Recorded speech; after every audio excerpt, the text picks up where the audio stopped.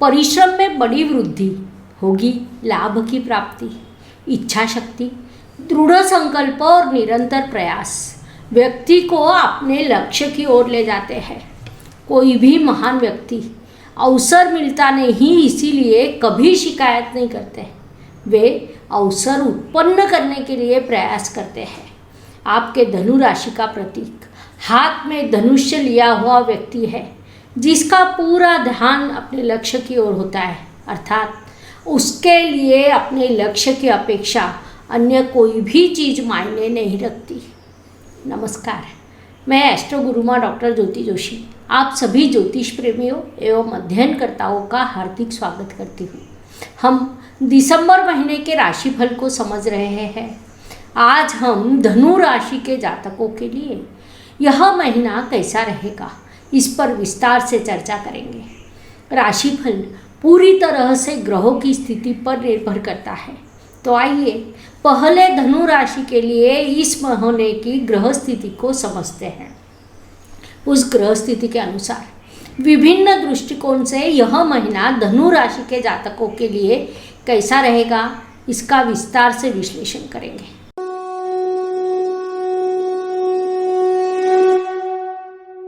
दिसंबर महीने में धनु राशि के लिए ग्रह स्थिति का विचार करें तो आपके राशि स्वामी गुरु महाराज का पिछले महीने ही कुंभ राशि अर्थात आपके तृतीय स्थान में आगमन हुआ है।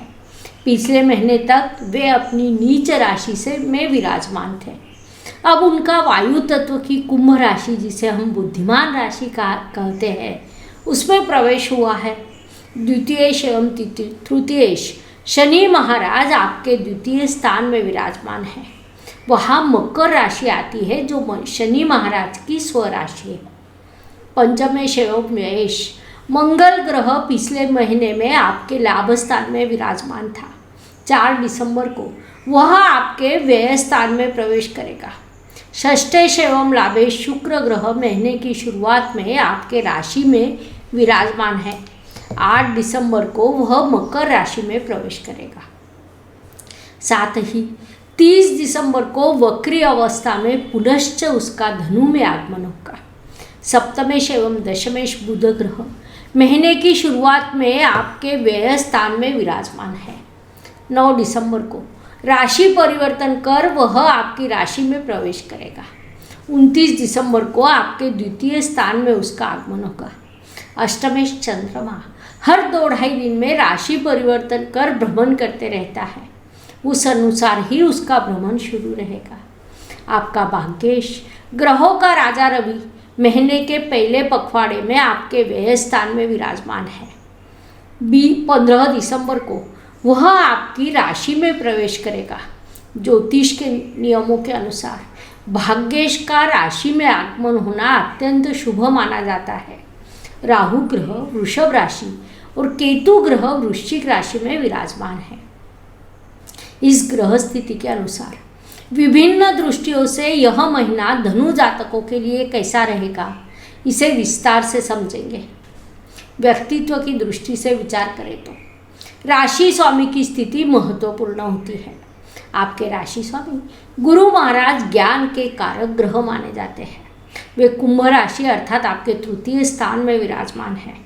वहाँ से उनकी शुभ दृष्टि सप्तम, भाग्य और लाभ इन तीनों स्थानों पर होगी, जिसके कारण आपके व्यक्तित्व को शुभता प्राप्त होगी। भाग्य पूरा सहयोग देगा, लाभ प्राप्ति के अवसर बनेंगे। कुल मिलाकर व्यक्तित्व की दृष्टि से कोई नया ज्ञान प्राप्त करने के लिए आप प्रयास करेंगे। साथ ही कई जातक नई शिक्षा के लिए प्रयास करेंगे। यह महीना आपके व्यक्तित्व को समृद्ध बनाएगा।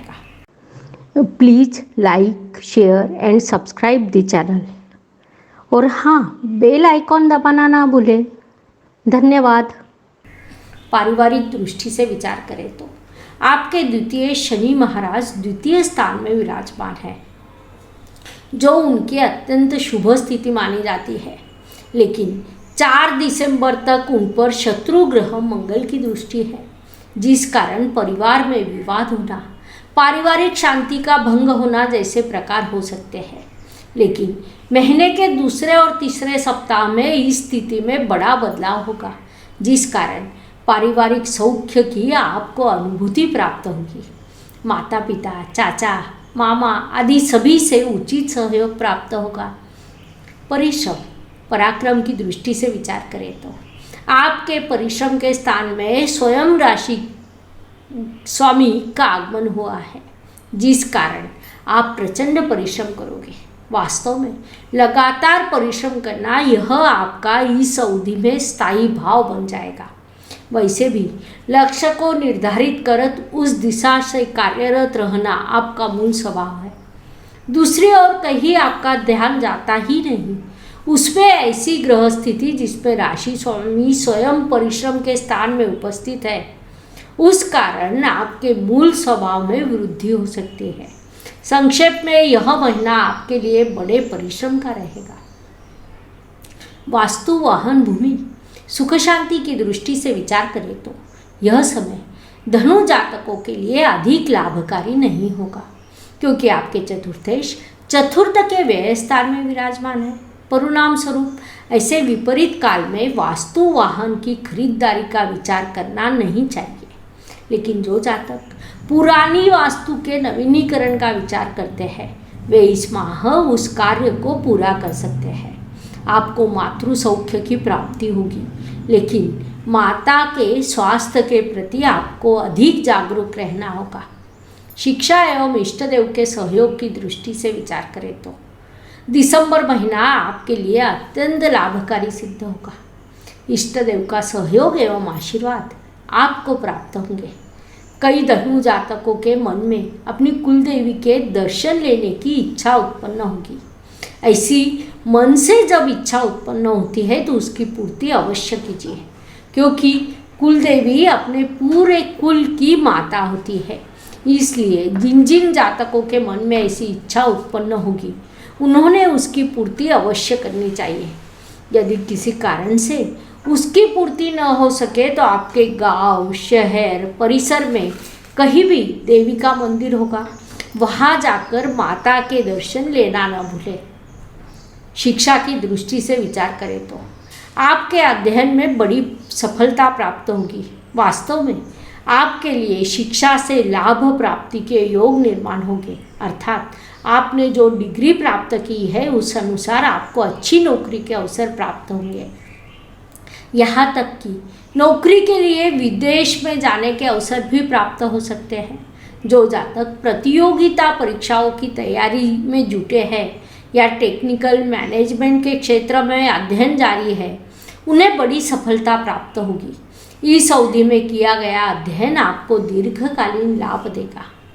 स्वास्थ्य, कर्ज, प्रतिस्पर्धी, शत्रुओं की दृष्टि से विचार करें तो इस महीने में धनु जातकों का स्वास्थ्य सामान्य रहेगा, लेकिन बीच बीच में स्वास्थ्य की समस्याएं सामने आ सकती है।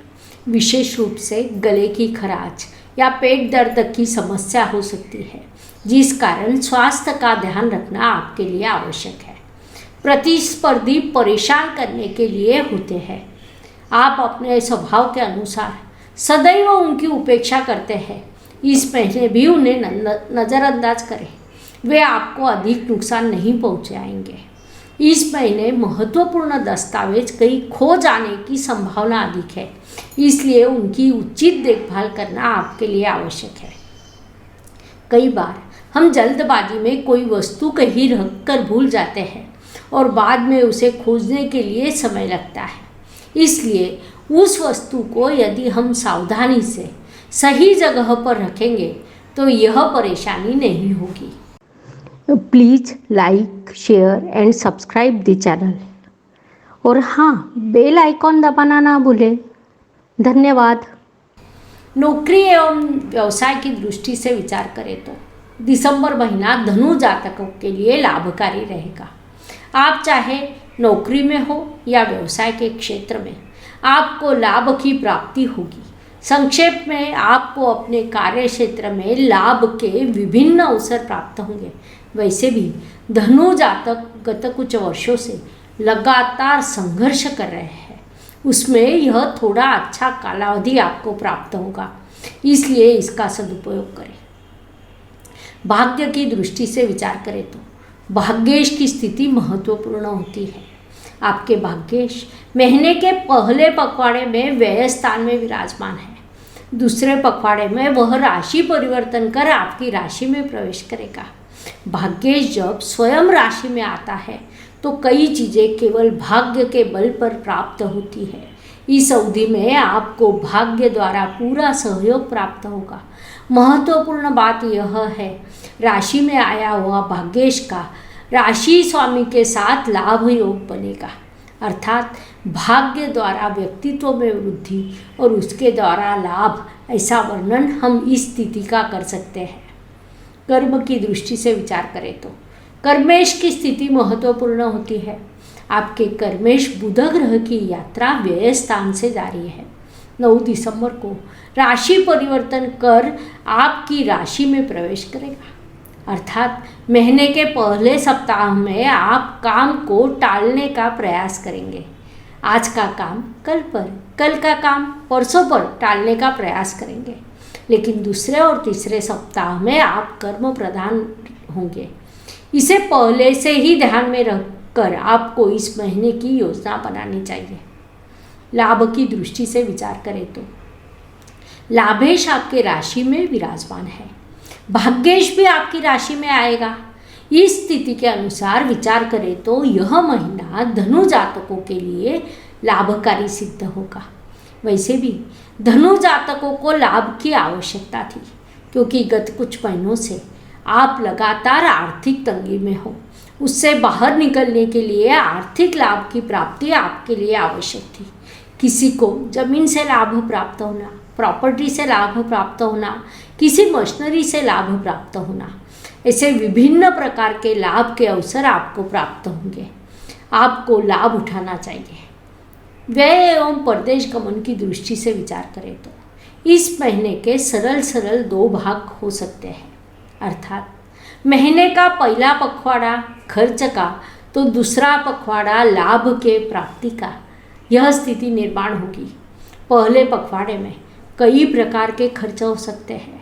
अप्रत्याशित खर्च, हॉस्पिटल के खर्च, मौज मस्ती के लिए भी आपका खर्च हो सकता है। तो दूसरे पखवाड़े में खर्च का प्रमाण अत्यल्प रहेगा, लाभ का प्रमाण बढ़ेगा। परदेश गमन की दृष्टि से विचार करें तो आपका राशि स्वामी तृतीय स्थान में विराजमान है। कुंडली का तृतीय स्थान यात्रा का स्थान माना जाता है। दूर की लंबी यात्राएं भी यही से देखी जाती है। इसलिए जो धनु जातक विदेश जाने के लिए इच्छुक है, विदेश में नौकरी पाने के लिए इच्छुक है, उन्हें अचानक से वहाँ नौकरी के अवसर प्राप्त होंगे। इसलिए नौकरी या व्यवसाय हेतु आप लंबी यात्राएं कर सकते हैं। यह यात्राएं आपको लाभकारी रहेगी। जीवन सुख दुख उतार चढ़ाव से भरा होता है। कोई भी व्यक्ति संपूर्ण सुखी या संपूर्ण दुखी हो नहीं सकता। तदनुसार हर दिन सभी के लिए समान हो नहीं सकता। महीने के कुछ दिन सुख संतोष सफलता को लेकर आते हैं, तो कुछ दिन संघर्ष कठिनाइयाँ और तनाव से भरे होते हैं। इस दृष्टि से धनु जातकों के लिए 7, 15 और 25 यह दिन शुभदायक सुखदायक होंगे। साथ ही 5, 15 और 23 यह दिन अशुभ तथा तनावपूर्ण रहेंगे। इन दिनों में आप कठिनाइयों, बाधाओं और समस्याओं का अनुभव करेंगे। उपाय की दृष्टि से विचार करें तो ज्योतिष में कई सीधे सरल एवं छोटे छोटे उपाय बताए गए हैं, जो कोई भी कर सकता है। उपाय भले ही छोटे हो पर उनका प्रभाव बड़ा होता है। साथ ही दिसंबर में खर मास का आरंभ होगा। उसका अपना एक स्वतंत्र महत्व है। तो खर मास के अनुसार धनु जातकों के लिए उपाय की दृष्टि से विचार करें तो अपने गुरुजनों का स्मरण कर प्रतिदिन सूर्य देवता को अर्घ्य देने का उपाय आपको बताया जा रहा है। इस उपाय के आपको सकारात्मक एवं लाभकारी प्रभाव अवश्य प्राप्त होंगे। तो धनु जातकों के लिए यह महीना कैसा रहेगा, यह समझने के लिए इतनी जानकारी पर्याप्त है। फिर मिलेंगे। धन्यवाद। शुभम भवतु। जय ज्योतिष। Please like, share and subscribe the channel और हाँ, बेल आइकॉन दबाना ना भूलें। धन्यवाद।